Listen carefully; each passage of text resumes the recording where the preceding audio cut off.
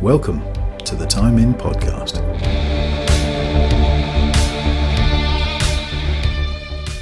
Hello and welcome back to the Time In Podcast. Today I am joined by Ewan. Ewan, how are we, my fine fellow? I'm not too bad, mate. What about yourself? All good, mate. Been a busy day, but been excited to get recording tonight, chill out, talk some shit. I think this is chat about a very specific topic. Exactly.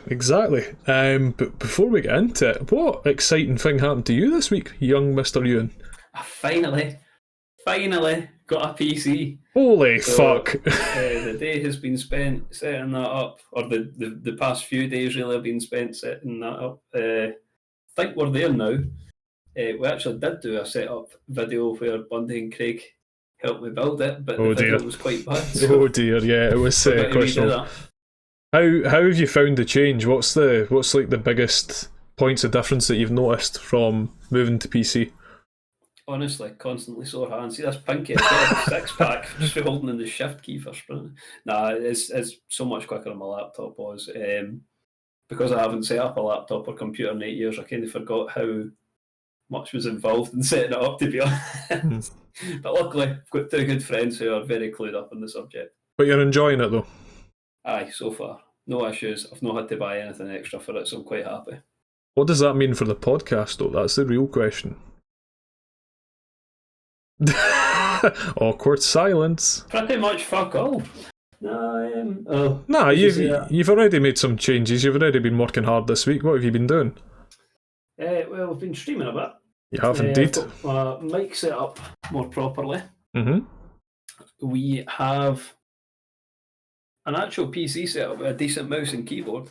We should be not only streaming, we should be able to do video stuff on Discord, which now works. Believe it or not, we're using Discord this week. Holy shit! Something's got to go wrong. I don't know if I've said it, and if it's going to go wrong, it's a double recording tonight. So if anybody wonders why we didn't change clothes between this week and next week, that's why. To be fair, I am wearing my Time In merch for the second recording in a row. It has been washed. Yeah, it has been washed. But aye, it's supposed to be just repping our sponsor. I'm kidding, we're not sponsored by Gymshark. I don't think I would get that sponsor, mate, unless they had like a plan to do like a big story about it. A big story. The guys they've picked, if you look at the singer, Jordan. Yeah. I need. Before we start, let me unplug something. I've paused the recording. You're a fan, eh?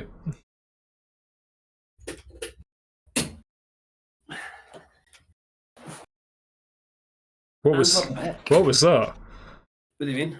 What were you doing? Eh? What were you unplugging? My laptop. Alright, wait, I'm just starts cooking my feet.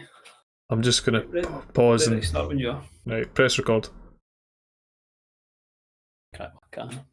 Well, before we get into today's topic, Ewan, I haven't asked for a while, and I know you've got a beverage. What are you drinking? I've got a wee can. Oh, listen to that. Lovely. A wee tin of Glad Eye. Super. When I came back, I shouted up to Craig. Said, Craig, you there? And he went, yes, I. And I went, oh, Glad Eye. For anyone who might not know, who's just stumbled across us randomly, we have a bit of a saying, and it's yes, I. We say it all the time, whether we're recording, playing games, whatever it is. So that's the whole reference. But anyway, that's enough shite. Today, I would like to talk to you about Ewan, starting off about heavyweight boxing. Yes. As you know, I'm a massive fan. I know you are a fan as well. Possibly I might know a little bit more. Obviously, you're more sort of basketball, football orientated, but I know you've got a decent knowledge there. First of all, Fury AJ. The basic question, will it happen this year? What's your thoughts? If it's going to be a trilogy, I think it'll happen this year. I feel like it needs to happen this year because Fury isn't getting any younger. Is there any other big fights in the pipeline for either of those two? Probably not. I think they've tied up all the loose ends they need to. Possible exception of one fight with Joshua. The only thing that makes me question it is Eddie Hearn's involved. and they're not going to make big money off the gates. This is going to be one of the biggest fights in UK history, and I think they really need to have like a packed stadium for it. But when we'll be able to have a packed stadium again, nobody knows. Do you know what the purse is for it? No. 100 mil. That's the rumours anyway. To be honest, mate, I could see it going up to 200. To be fair, can you name a bigger fight at the minute, especially to UK fighters? Well, what I was going to touch on, so if all goes to plan now, Anthony Joshua has a mandatory against Usyk, who isn't. He's just came up to heavyweight. He's only had one heavyweight fight against Del Boy, and he done well. He didn't overly impress. He didn't look powerful. He did still look quite light. But he's kind of said already that he'll step aside to allow it to be the undisputed fight rather than them having to void one of the belts. Just to give an idea, the last undisputed champion for heavyweight was actually Lennox Lewis, yesterday, which is at the tail end of the 90s, and he was also obviously that was a British heavyweight as well, which is quite cool. I think for us, for anyone in your sort of 20s, 30s, it's probably going to be the biggest fight of our lifetime. I think that's fair. I mean, I can't think of a bigger fight. I thought Tyson Fury and Klitschko was colossal. I thought that was huge. Equally, with his comeback, Tyson Fury, by far my favourite boxer, when he came back and he beat Deontay Wilder in the second fight, for me that was almost as iconic because that sort of symbolised him coming back and really reaching his peak again. The factor is, he didn't beat Deontay Wilder. He fucking destroyed Deontay Wilder. Deontay Wilder was beat in the third round of that fight. Yeah. Like, I know he lost the head with his team because they threw in the towel. He could have been severely damaged if they kept him in there. But yeah, I think so. They've kind of, before we go into the fighters themselves, it's not going to be in the UK. So they're talking about Dubai. Looks like the most likely is where it's going to be held, which makes sense. To be honest, are they going to be able to pack a stadium like you've said? Not in the next 2 years with what's going on in the world would be my guess. I don't know if you would agree with that. It seems like it's going to be like that, yeah. Yeah, so... But if you end up with a trilogy, you might get the third fight or the second fight. Exactly. With a semi-full stadium. So I don't think it matters too much where they have it. It wouldn't upset me it not being in the UK because I'm not going to be going. So if they have it in Dubai, great. It's actually not a bad time difference for us as well. It's only like... That's true. That being said, if they were fighting in the UK, I would try and get tickets. Could you imagine the price? Well, they're talking about the pay-per-view being £40. That's the rumours kicking about. I'll pay it though. I'll pay it. See when we get... Well, I don't know how you guys do it over your neck of the woods, but when there's a big boxing match or a UFC match, one of our friend group will say, okay, do you want to watch it at Mines? And then, so they'll pay for the actual match. Everyone else will chip in and pay for their drink for the night or their takeaway, so it kind of balances out, or we'll all chip in if it's a really expensive one. It doesn't work out much. We're talking like, I don't know, £5, £10 a person. No, it's takeaway and some food, put a bet on, it's okay. See, it's one of the things that Steph and I really enjoy doing together. She absolutely loves the heavyweight boxing. Really? Yeah, she absolutely adores it. She's probably, if not into it as much as me. And we make a big occasion of it. So we'll either have a big takeaway or we'll make something special. We'll get some really nice drink and we'll pay the pay-per-view. And I totally agree, the pay-per-view sometimes is ridiculous. But for us, it's like a proper occasion. So we make a big deal of it. Night, you know? Yeah, it's like a version of going out but at home, which is obviously makes sense for it at the moment. So as much as £40 sounds insane, we're going to pay it. Yeah. If we pay it for a Destiny DLC, we're going to pay it for the biggest fight of all time. And yes, I fit that in. I didn't even mention it this week, but we always squeeze it in. But let's get down to obviously breaking down the fighters. Do you think both of them want the fight? Because I personally do. At first I was unsure about AJ, but I think now he's had too much pressure put on him to avoid it. I think he's going to do the fight. I don't think he wants to fight. Did you watch him after he fought Pulev, that was it. You watched him on stage and he was answering questions after it. And when they brought up AJ fight, it was the only question he didn't give a quick fire answer to. He doesn't want that fight. He's now backed into a corner in such a way where, without losing face, he can't he can't say no to the fight now. He has to plough on with it. There's no obstacles. There's nowhere else to go. There's nobody else to fight. That's the one he's got. And I reckon AJ knows he's got to get absolutely bullied off Tyson Fury.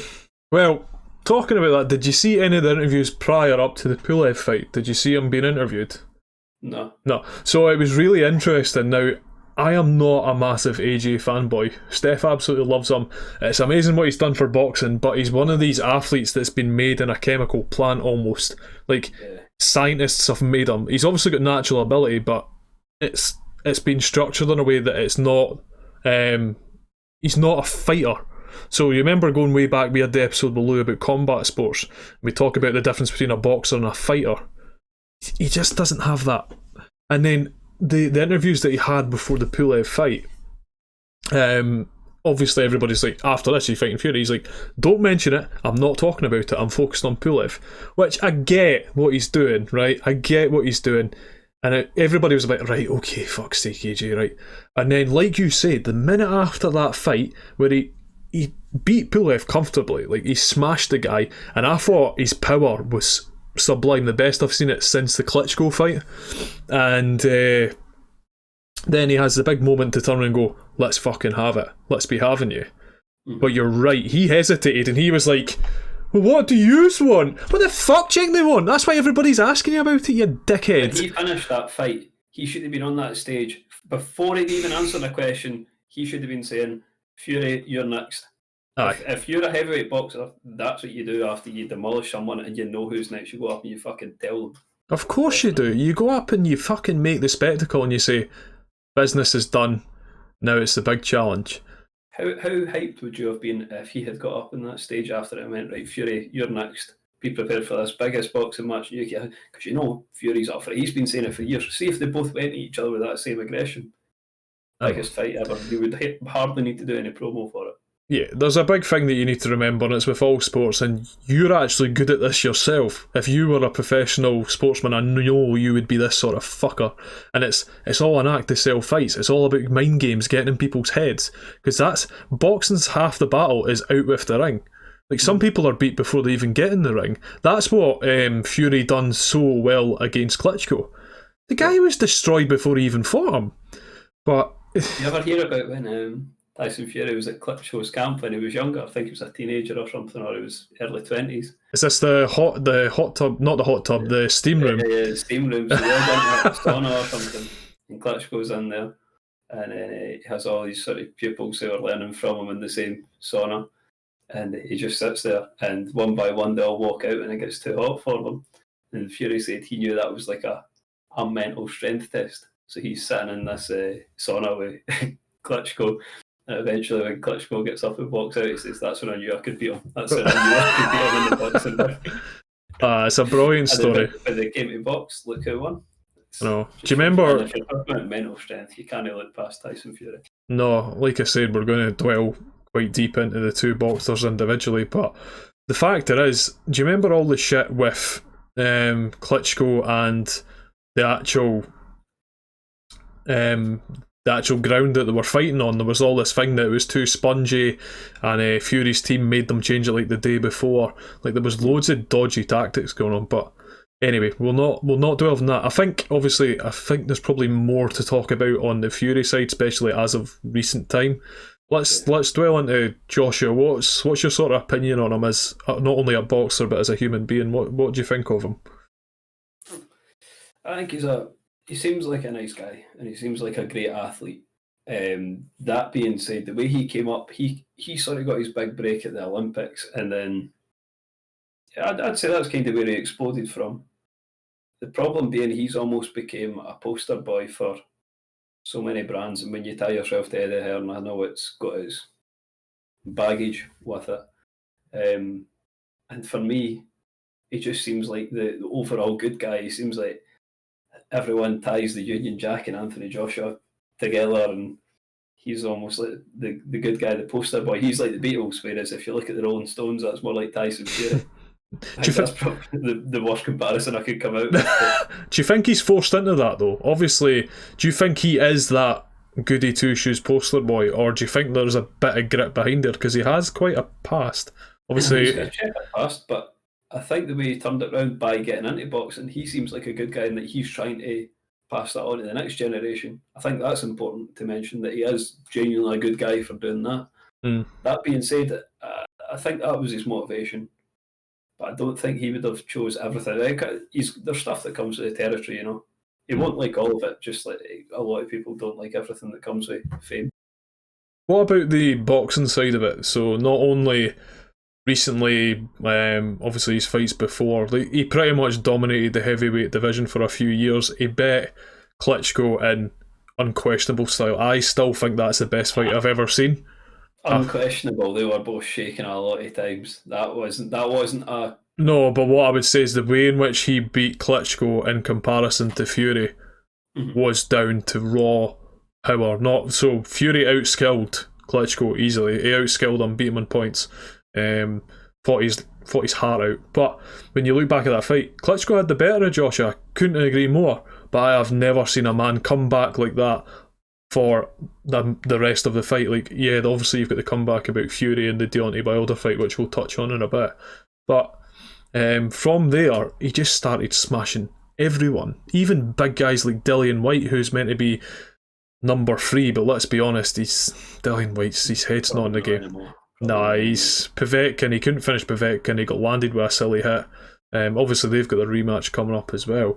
But it'll be interesting to see how that goes. But anyway, as you say, aye, I'm not. What do you think? So his whole boxing sort of career, where he's going, how do you think that's going to play now? And I think he's got like a few good weapons on him. So we've spoken about this before. How many people throw multiple uppercuts in one? Oh, it's insane. That's pretty rare, and it's quite hard to defend. It's quite hard to stop. He's the best uppercutting boxer I've ever seen by a country mile. I think he has the power. Yeah. The problem, so he could knock anybody out at any round. He's not one of these boxers that power kind of diminishes after the first few rounds. Like, if you look at McGregor in MMA, you know, he's kind of got stopping power in the first 2 rounds, but after that, he's sort of a bit safer. We'll speak about that later as well, although it's not boxing. No, we can touch on that, mate. Yeah, I suppose he did come into boxing for a bit. Whereas Fury, I find Fury a bit of a spectacle to watch because he's got such a knowledge of the sport. He's got a great boxing IQ, and he said it before, if nobody can teach Tyson Fury anything about boxing. He knows everything that's worth knowing about it, which I agree with. But there's people that can alter his style though and better him. Like, they can't teach him, but they can alter him. Well, that's the thing. I think he's really adaptable. So I think Tyson Fury can deal with anything that's thrown at him, and I think he can adjust mid-fight. On a fair playing ground, I don't think anybody can beat him. That being said, Joshua's at his peak, if you ask me. If you look at his age, his sort of fitness, his form at the minute, if you like. Tyson Fury's yet to hit his sort of decline at the end of his career, and I would argue it's going to come in the next few years. Yeah. He needs to be careful with how this fight goes and how it runs on. Would you not agree the longer this fight takes to get made, the more it benefits Joshua? Yes. Yeah, I couldn't agree more. I couldn't agree more about that. Yes, but I don't think Fury would let himself get out of shape, not for this fight. No, but he's going to retire after this, surely. What else has he got to prove? Who else, like you said at the start of this, who else has he got to fight? See, I'm talking on the True Journey podcast about, why not, I could do UFC. I know his wife doesn't want him fighting anymore. I would like to see him do the Joshua fight and then take on something else after that, a different project that's maybe not a combat sport, and I don't know if he's got that in him. Do you know what I see him doing? Presenting BBC, ITV. I see him as a British character. He's got a great personality, but I don't think it's PC enough for TV, to be honest. I think he would surprise you. I think you could see him as a pundit. He's definitely going to be a pundit, because for anyone listening, I used to like him as a boxer, but I fucking hate him as a human being now. See Tony Bellew. Tony Bellew can fuck off. He's a belly. He is a fucking belly-end of a human being. And I hope one day Tony Bellew sees this. You're a fanny, Tony, alright? Did you ever see when Scotland got into the Euros? Was it Euros? Euros, mate. Yeah. First major since I was born, I believe. And then They were all cheering about it, and then he said, I'm sure it was Bellew tweeted, it's a shame England will make quick work of them in like group stages or whatever if we get them. I can't remember what one of the Scotland players tweeted him and said, "Me, you in the ring, stupid." Well, the thing is, his last fight was against Usyk, and Usyk schooled him. Again, he was at the end of his career. The only reason why I'm on about Tony Bellew is because when he finished his fighting, he had a lot of family issues and whatnot, what we'll not talk about. But he was like, look, I want to be off the camera. You'll see me at the big fights. I'll be commentating, but I want out of the camera. Mate, he's on every fucking programme that says boxing. He's sucking Sky dry, man. Every time I turn on the telly, I was like, oh, here's Tony. He doesn't want to be in front of the camera. He's a fucking bellend. Like, I have no respect for him anymore. I think he's a fanny, but we'll not go down that. I'll tell you another boxer who's a fanny. I kind of like him, though. David Haye. David Haye is a very, very knowledgeable boxer. He makes an ideal coach. Aye, but I can't remember what it was that I watched. 4 people standing around a boxing ring in the 4 corners of the ring. It was an interview sort of thing. Was it recently? Is it the one with like John Fury and everything? And Haye and fucking Fury go at each other. Said, I think Joshua is the best competitor. He's got the best chance at beating Fury. And John Fury went off. He said, "Hey, what, I'll bet you right now £1 million I'm betting on my son." He went, "Even better, I'll give you 2-1 on it." And David Haye shot it, which that tells you the kind of face. John Fury's an absolute fucking hero, a guy. He's terrifying. He's terrifying. I was going to touch on some Anthony Joshua stuff before we go into Fury, because I know we all kind of moved to the Fury side.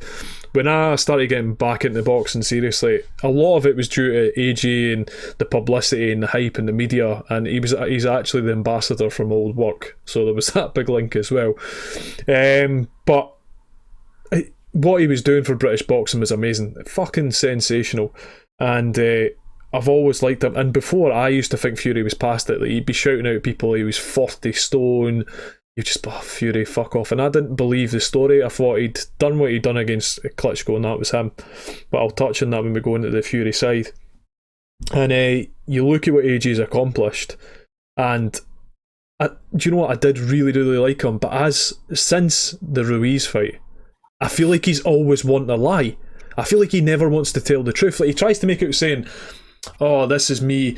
I wear my heart on a sleeve," and all this shit. No, you don't. You never show any emotion. You never say what you're wanting to say. I understand that you need to have some sort of restriction on and be PC about what you're talking about because you're such a poster boy for the sport. Yeah. But fucking show some personality. Do you know what I mean? That's why he's losing his fans. Like, show some commitment, show some grit, show some fucking aggression as well. I know he's said a couple of things like, "I'm going to flatten Fury." No, it's too late, son. You had your chance to have the big speech after Pulev and you shat it. And you know, like, try to start a fight with somebody, you wait until everyone's separated, then you say you're going to do the man. Or the guy that walks backwards going, "Moan then," after the argument's finished.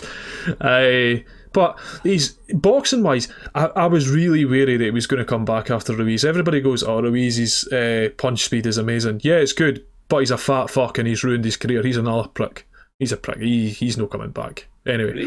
He's a fucking bellend. He got his payout. Good on him. Become the first Mexican champion. Now he's fat as fuck. There's all this shit about him losing loads of weight. Mate, no chance. No chance. He needs to do some serious work. But I just don't think Josh is the same. I don't think he's the same. I don't think he's got the grit. One thing I will say is, though, and you touched on it already, he has the power. He has the power over Fury all day long. I'm not going to go down the route of what Wilder said, saying Fury had pillow fists, because that's just fucking nonsense. The guy's 6'9" and weighs 20 stone. If he hits you, it hurts, right? Josh, agree that Wilder is a much harder hitter than Joshua. He's the hardest hitting boxer of all time. So the power of Joshua shouldn't be an issue in my head. Yeah, right, okay. Because Fury took care of Wilder so easily. I think the second time he absolutely dominated, but when Wilder clipped him in the first fight, you seen that. And he got up like the Undertaker. That was a fucking miracle. Like, if anybody's not seen that clip, honestly, it is unbelievable. If any normal human being was to get hit off that punch and not expect it, you would die. And if you've seen the way Wilder celebrated as if that was it. Oh, the dance and he blows the kiss. Fucking funny. Oh, back over his corner, and then refs count. I think it was 7. He gets up like the Undertaker, stands up, and his face just goes blank. It's insane. It's you'll never forget that. That'll be one of these sporting memories when you're sitting there speaking to someone when you're old, going, "I remember when this happened." But I was really sceptical about AJ fighting Fury, and I think Fury was by far the favourite, and I think he still is slightly. But one thing I will say is AJ looked awesome against Pulev. His power, his form, but again, both of them, both AJ and Fury, they can fucking go down. Do you know what I mean? They've both been knocked down many times. Fury's been knocked down many a time as well, and it's kind of what you're saying about that power. Yes, Wilder unleashed it, and certainly in the first fight, and Fury managed to handle it just. It's you just never know with heavyweight boxing. There's this famous term, it just takes one punch. Like, I don't know. Which I agree with. Yeah, I don't know. But again, I think a lot of it comes down to the factor of the sooner we get this fight, by far the odds are more in Fury's favour. The longer we wait, the better Joshua's going to get, and the more tiresome Fury's going to get. Even though he'll keep himself fit, Joshua's the one that's more active at the moment. So, yeah. Anyway, wait and see. Touching to Fury. Go, come on! I know you're chewing at the bit to talk about Fury. Let's talk a wee bit about him. I think we've said pretty much everything we need to. I think he's a more knowledgeable boxer. I think he needs to be careful because he potentially has a decline coming up. Mm-hmm. I don't think there's anybody that can beat him at the minute. I think he could quite comfortably take on any other heavyweight boxer and win. I think there's some of them we could take on 2 at once and probably still win. Aye, the rest of the heavyweight division, yes, it's getting a lot better. It's really exciting, but there's no one in that pedigree yet. Usyk might be in a couple of years, but yeah, totally agree with you. What do you think of his story? Because I think it's just incredible. I think it's gold. Absolute gold. I think he's a great guy. I recommend to anybody who hasn't read his story or watched him talk about his struggles at all, just jump on YouTube, jump on Google, search him, read his book, whatever. I think he's a great guy. I think he's a great role model. I don't think he's done anything particularly wrong, really. Let's not. He's done relatively okay. He's not done anything outrageous. The drug abuse is pretty bad, mate. That's not really harmed anybody. That's just himself. Yeah, I've got his book, and you've always been a Fury fan, right? Mm-hmm. You've always been. I wasn't before. I thought, you're full of shit, mate. You're going to come back. Even after these first 2 fights back, I was still like, it's not going to happen. And then that Wilder fight, as a lot of people, I was like, holy shit, this guy, everything he's saying is true. I believe what this guy is saying now. And I got his book for Christmas after the Wilder fight, and it's unbelievable for a guy who was 40 stone, who was pretty 40 much stone. 40 stone. I don't think he was 40 stone. So he peaked, I think it was 38.5 stone is what he peaked at. Jeez. Which is just fucking up. Bearing in mind he's 6'9". So right. 28 stone. Maybe. I might be way off here. I think, yeah, 28 stone. I might be way off. I must have had a fucking one of your magical beers, but... Maybe you're thinking about your weight. I'm no 6'9" and I'm lighter than him. That's what. Do you know what? I actually use him as a benchmark now. See, when I was putting on loads of weight, I was like, I'm still lighter than Fury. And then Steph would be like, he's 6'9", Craig. That's like a good benchmark. Yeah, I know. But going back to the whole story, like, there's a famous bit in his book, and he talks about it publicly as well. It was about, he was out in his supercar one night and he was driving at stupid speed. He didn't tell anyone where he was going. They were all panicking, and he was away to kill himself. And something just clicked before it happened. He just managed to save himself just before, and he was like, "I've got a family and kids," and he just totally turned his life around from there. And it's built stronger as time goes on. And I still think it's one of the best comeback stories. If he beats AJ and becomes the undisputed champion, it's the best comeback story I've ever seen. Ever. Yeah. For any sport. It's quite interesting hearing how someone in his position who's, famous, doesn't need to worry about money really, how he speaks about keeping his mental health in check, which is essentially routine. He stays in... where is it he stays? Morecambe. Morecambe. Yeah, it's Manchester. Manchester area. It's quite a nice place. He's got a nice house, but it's not insane. It's a nice house. He's got Exactly. He said, "What cars do you like?" And he was like, "Land Rover Defender's my favourite car." I thought that's brilliant. And then he's got a Bentley as well. I need to be at home changing shit in nappies. I need to be taking the rubbish out. He says, I need to be doing the school run. I love that all he needs is routine, and the biggest bit of his routine seems to be going to the gym, which is brilliant. I love that. I love that he's got this way keep it in check. He is an addict, but he's addicted to good things that are productive and beneficial to him, which is important. Yeah, he's human. This is the thing, we're talking about Joshua being made in a fucking bottle, which isn't all his fault. Fury is relatable to people. He wears his heart on his sleeve. Yes, a lot of it's an act. If you haven't already, watch True Geordie's interview with him. Ewan has mentioned it already. Cool. It's fucking incredible. He's just a relatable human being, and the big thing is, like, you look at all these big sports names that have had issues with drink and drugs. Like, Fury was such in the public eye with it. Like, he used to turn up to boxing fights severely overweight, severely not well, not only in his physical side but his mental capacity. And you've seen it in the transformation. It's fucking unbelievable. That's why I would argue he's probably the biggest sportsman in the UK at the moment. Yeah, but he didn't want to win sports personality. No, he didn't. He actually opted out of that, which I quite like, that sort of thing. He doesn't want to become that mainstream poster boy, which is nice. But it was Lewis Hamilton who got it, wasn't it? Yeah, which is still completely valid. Great athlete that is arguably one of the best drivers of all time, not just from the UK. Can I ask you something? Of course you can. Have you got any favourite fighters throughout time that maybe weren't in the heavyweight category? Because, you know, Mike Tyson's sort of universal, I find. That is a difficult question. I've got one, and it completely personifies what I think a boxer should be like. Go on then. Prince Naseem. Prince Naseem. I didn't expect that, actually. I absolutely love that guy. He's out of shape now, but if you watched him in his prime, it was sort of in the 90s, he was at his peak. There's a few documentaries about him. You can get them on YouTube, you know, so anyone can go watch it. But I thought he was gold. The way he sort of intimidated people, the way he danced around, I thought he was brilliant. I love watching him. And the sort of mental games he played in my head sort of go hand in hand with the way that Fury kind of plays his mental games in a way. I love that. I absolutely love it.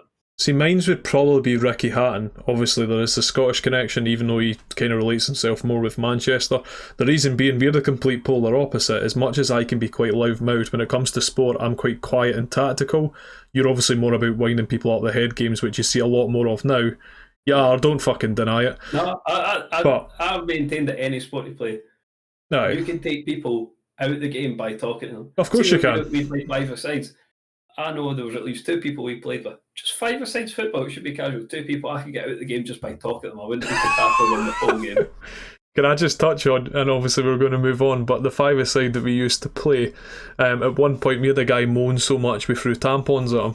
That was the kind of banter we had at football. But no, mine would be Ricky Hatton, because I'm just moving away from that very quickly. But Ricky Hatton, so I fucking hate Floyd Mayweather, and we are going to touch on that prick soon. Yeah, well, that's a nice transition. He had the opportunity to beat the smug little prick. But the one thing I'll say about Mayweather went to Manchester and he stood his fucking ground, and I really liked the quiet side of him. Ricky Hatton, I really liked that cool collective. If he bet Floyd Mayweather, boxing would be completely different, and he would be, if not the biggest British boxer of all time, arguably. But that would be mine. I just like the cool collective side of him. I thought he was really, really talented. A guy, again, I love a guy that comes from nothing.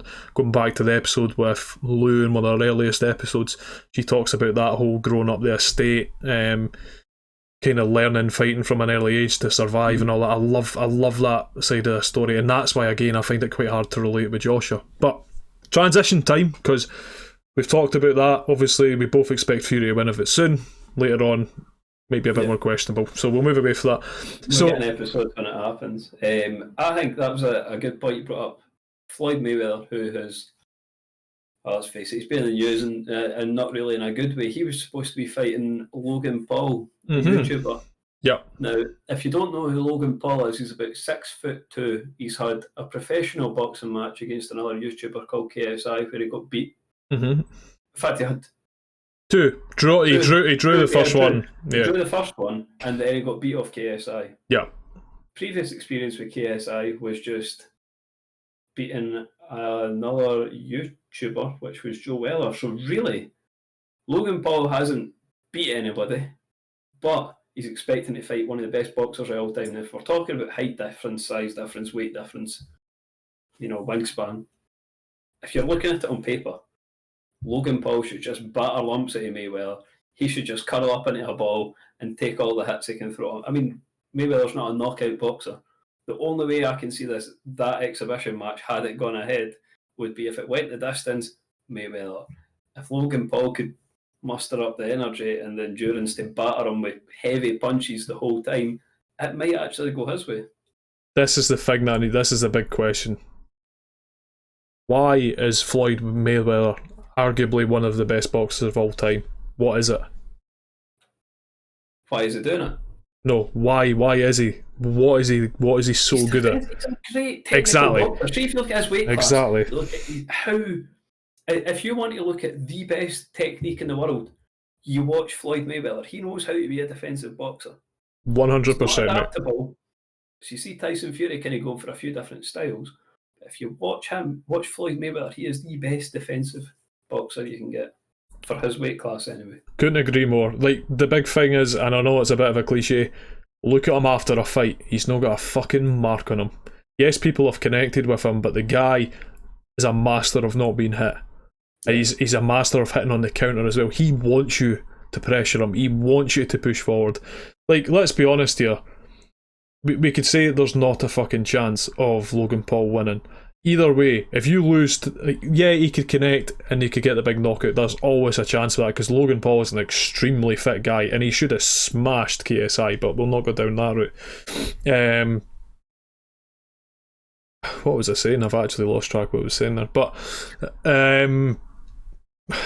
one thing that 50 Cent said at one point was, having known Floyd Mayweather, he spends his money as quick as he gets it. And so I think that's why he's got to need. He said he'd be fighting until he was 50. This seems like the case if he's taking on these sort of exhibition matches now. Oh, of course it is. The match was recently cancelled because apparently there wasn't enough public interest, or there wasn't enough interest. I don't believe that because Logan Paul's a great promoter. Mayweather's a great promoter. I don't know if they're waiting until people can get into stadiums. I don't know what it is, but for some reason, cancelled. I was going to ask that, and do you think it's the money side? Do you think it's obviously the talk about? There's always been this talk about him and 50 Cent, which has kind of just been a bit of beef over Twitter and stuff. It's never really transitioned into anything of real. I don't know, fucking meat. There's no meat to the bone on it. I think they've maybe got a better they've got word through some sort of back channels that there's better money by doing another fight, or Mayweather's got back in the gym, he started training, and he's maybe realised that thing that he had that made him so good is faded a bit, or he's maybe not quite at the condition he used to be. The thing is, hats off to Logan Paul. Like, Logan Paul's transition on YouTube, social media as a whole, like, it's a great story, and I actually quite respect him for it. Because are we technically YouTubers now? That's why we're talking about YouTube boxing? Kinda. Yeah. Kinda. Yeah, fuck it. YouTubers, podcasters. We are now. But he's not losing from this in any sense. If he gets beat by Mayweather, who gives a fuck? He's fought the best boxer of all time. Yeah, he's going to make stupid money from it. He's going to get respect. Anyway, see if he goes in there and puts up a good fight. Doesn't matter if he loses, he'll get respect. And remember, it's not a professional fight, it's an exhibition. I think it was it 6? Doesn't go on Mayweather's record. Exactly. Was it 6 or 8 rounds that we're talking about? I think it was 8, which made me think, see if you're Mayweather and your reach is so much shorter, you're pretty much taking punches for 8 rounds, just trying to slip a jab whenever you make a dodge, if you can. If that goes to points, as much as I'd like to say it would go Mayweather's way, it might not if Logan Paul's got the endurance for 8 rounds, which I don't think he has. If he hasn't got the endurance for 8 rounds with KSI, I know. It's not looking good for him. I know. The thing is, Mayweather, if it does happen, I personally, I don't think it is going to happen. I don't know about yourself. Do you think it's going to happen? I don't see it. If it is, it won't be anytime soon. Yeah. He's delayed that. He's delayed that for the thing about there being no interest. Fuck off. The internet exploded when it happened. Like, Mayweather brings the boxing fans, right? He brings them. He deserves that. Like Logan Paul, between Logan Paul, KSI, and we'll touch on his brother in a bit. They're the kings of YouTube. Like, he's the king of American YouTube, arguably, as is KSI for British YouTube.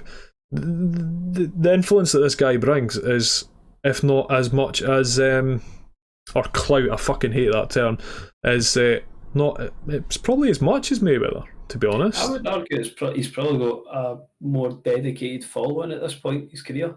Totally agree. Yeah. If you look at Mayweather, Logan Paul, is there any way that could be less popular to viewers than Mayweather, Conor McGregor? I would argue Mayweather was closer to his peak. McGregor was closer to his peak, so they might have a more active following. But what Logan Paul's bringing is a huge... It's a different audience. Really dedicated following. Yeah, it's a different audience. But, I mean, let's talk about that as a bit of a transition. Conor McGregor coming back to UFC. Now, I like Conor McGregor, believe it or not. I think he's a great character. I like him as well. I think technically he's a phenomenal boxer, but he looked terrible in his most recent fight. And I've watched Conor McGregor's breakdown of the fight and what he thought happened. And you know what? He's got fair points.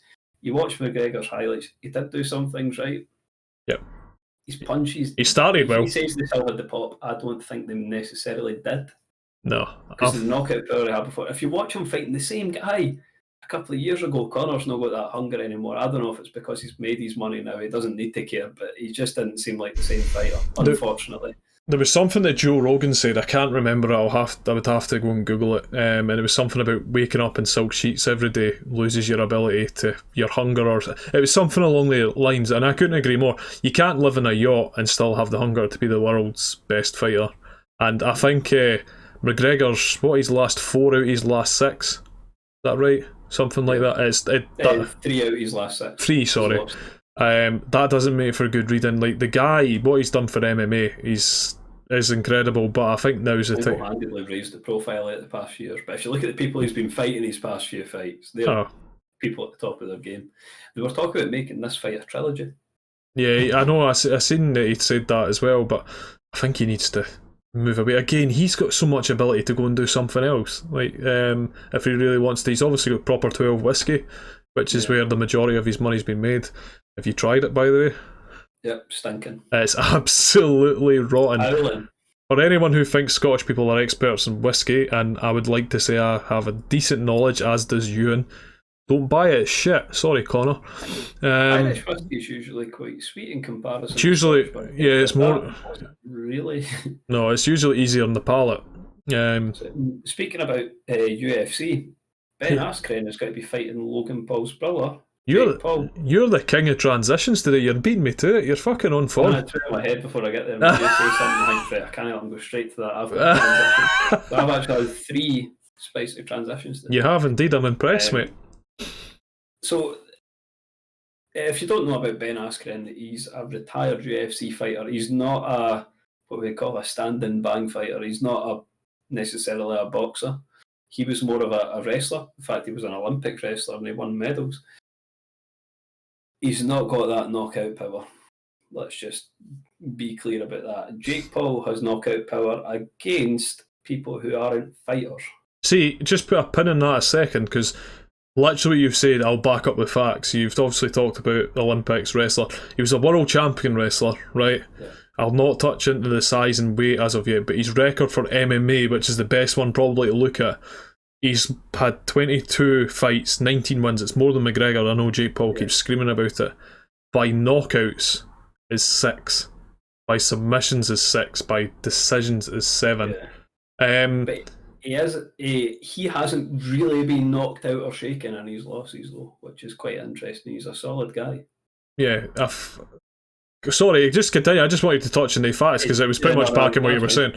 He retired and he had hip surgery. You got a hip replacement, mate. You got a hip replacement. In September Aye, last year, was it? He's something. not had a lot of time to recover. He's maybe getting sick. He was told he should wait a year before he got back into fighting, and he's maybe waiting 6 months before he's really getting into a proper fight. That doesn't include training. So I find this he's a genuinely nice guy, but He's decent. I think he's been handpicked by Jake Paul, as he's been told. Jake Paul's criticism is that he's not fighting a fighter, which is true. He's handpicked a fighter that is not isn't a boxer known for his boxing ability or necessarily his punching ability, which is quite. I find that iffy, but I'm still confident that Ben Askren will beat Jake Paul. Well, you look at it, April 17th. That's not a lot of time for him to train. I think, we'll dig into the Jake Paul thing. Jake Paul is fucking scum of the earth. Even though we've had a rant about folk like Tony Benio that Jake Paul is a different breed, but the media has created Jake Paul to what he is now. What Jake Paul is doing now, he is playing the villain, and he's fucking playing it well. Like, I don't care if you dislike the guy. Ewan and I had a conversation about this during the week. His team that deals with his media, because don't fucking believe this little guy from Ohio plans all these videos himself. There's a whole production behind it. Like, anyone who believes that shit, you're mental. They are fucking smashing his persona as the problem child, as they call him, this villain, and that's why he's pulling out fights against the likes of Ben Askren. And it's going to just keep going. And I think what you've said is his team have pointed out Ben Askren as an easy opponent, not as an easy fight, but he's not a boxer. So it gives Jake the ability not to flatten him in 2 seconds, which he's done pretty much for both. Because the Nate Robinson fight should have been stopped within the second round at the very start. Nissan Gib was over quick. The Nissan Gib, that boy wasn't ready. That wasn't great. That was right at the beginning. You can't. That literally, he was doing that as a fit guy, not a boxer. He didn't have any boxing ability.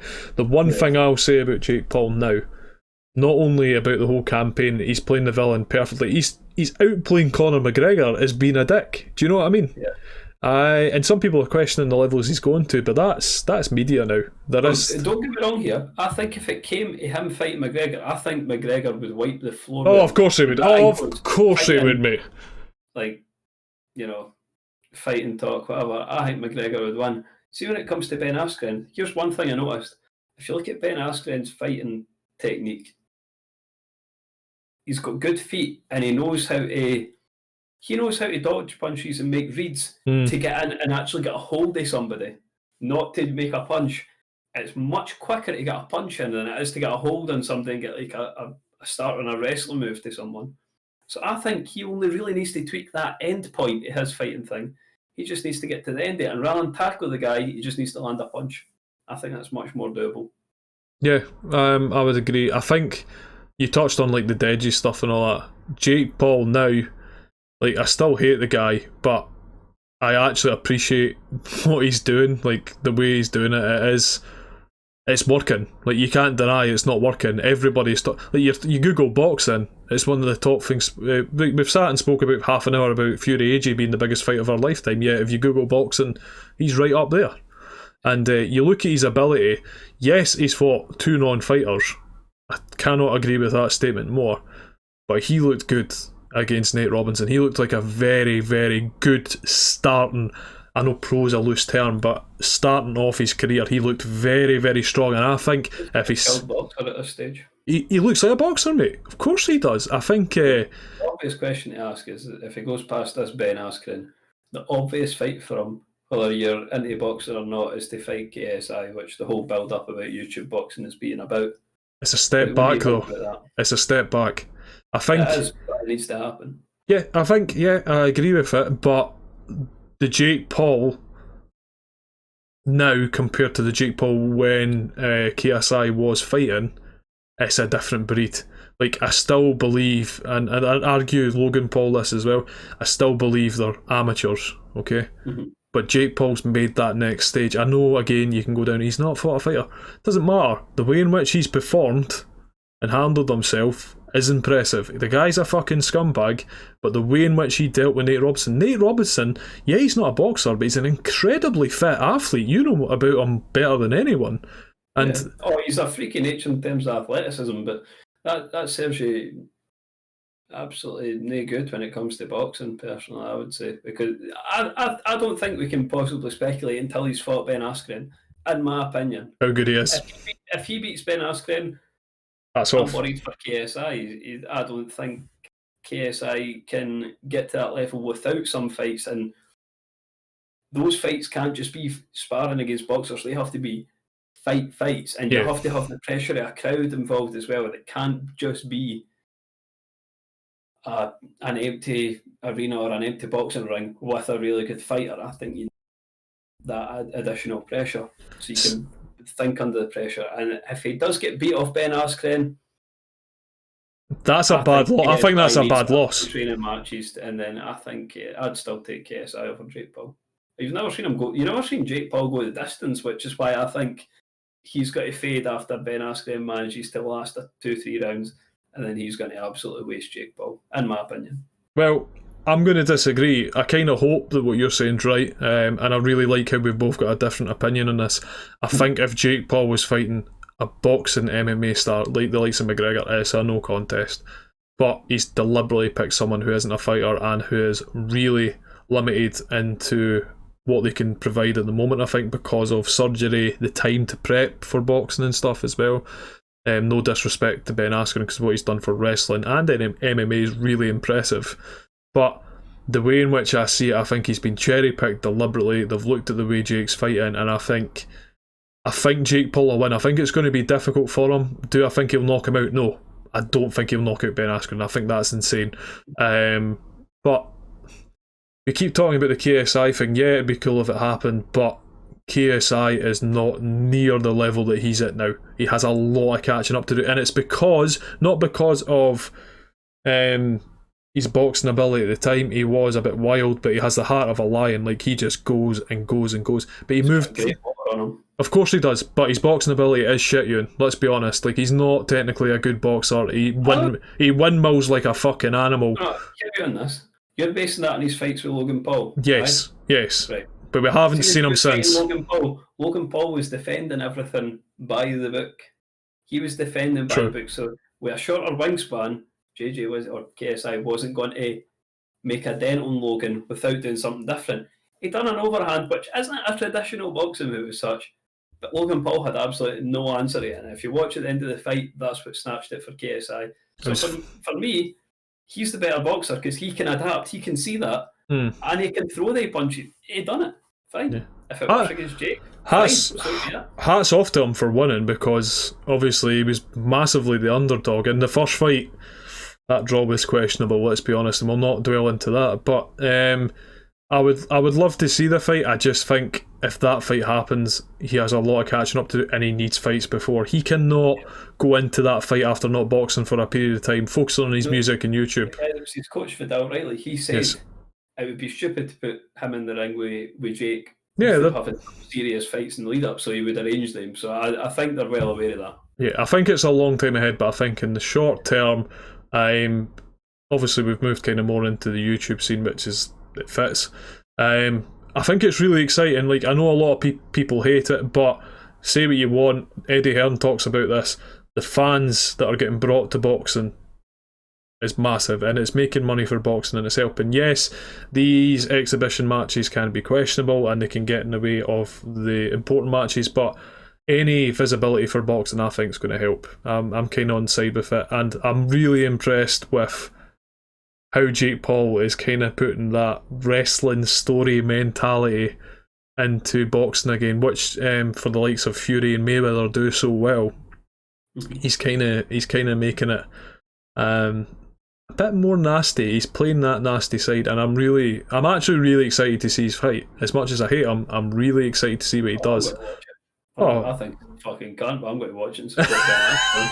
Of course you are, but if he goes out there and smashes them and performs well, you'll applaud it and you'll say, okay, fair enough, you're a prick, but I hope you can bet on it, because I always think it's interesting when you get bookmakers or bookies trying to put odds in this kind of fight and they haven't got a fucking clue how to put odds in it. But I think that's a good ending point, I would say. I couldn't agree more, mate. I actually really enjoyed chatting about that. It's not only I absolutely adore heavyweight boxing, but kind of going to the YouTube scene as we're now on the YouTube scene. Yeah, indeed. With our massive following, but it's a gradual process, isn't it? But yeah, have you got anything to finish on you and any Happy with that. If anyone hasn't already, go watch Prince Nassim documentaries. You won't regret it. Brilliant. This has been the Time In Podcast. Thank you for joining us, and make sure to catch us on the next one. Cheers, guys. Yeah. So Ewan, as you know, we're on the YouTube train. We need to get the growth going, and I think we should get Bundy involved with the whole YouTube boxing drama. Who's his first opponent? Belle Delphine.